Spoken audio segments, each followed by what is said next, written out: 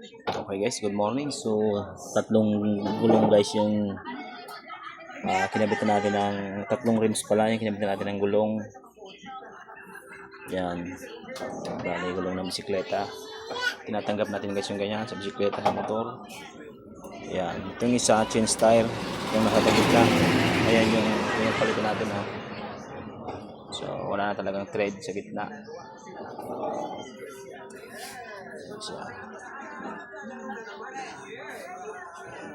yun yung sideline natin dito pag wala tayong ginagawa. So pag dumating na yung gamit natin na pang-align, papag-aralan natin yan kung paano mag-align ng ganyan, mag-wheel set.